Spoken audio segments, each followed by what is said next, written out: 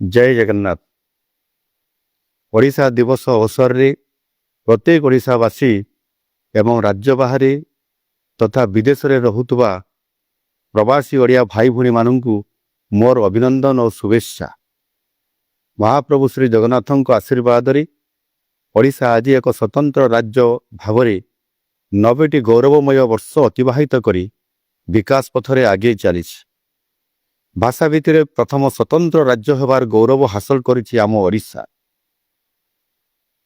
एभली उपलब्धि हासिल पाई आमर बरपुत्र माने अनेक संघर्ष करथिले। एही अवसर रे समानक प्रति मोर भक्तिपूत श्रद्धांजलि अर्पण करुछि। ओडिया जाति तार भाषा साहित्य और संस्कृति पाई सबुबले निजर अस्मिता को अनुभव करि आसिछि। जगन्नाथंकर भक्ति रे ओडिसी संगीतर रागरे एवं ओडिसी संबलपुरी और विभिन्न आदिवासी नृत्यर छंदरे ओडिया जाति निजर परिचय को उज्जवल करि आसिछि। ओडिया पुओ झियो माने विश्वर जो कूଳରେ रहिले भी माटी माँ र संपर्क को भूली नहांती।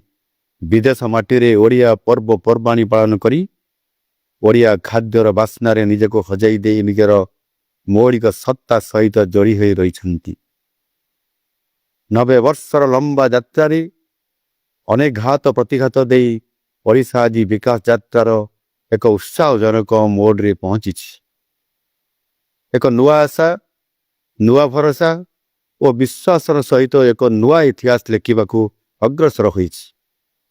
आगामी 10 वर्ष स्वतंत्र ओडिशा तार 100 वर्ष पूरण करिवो।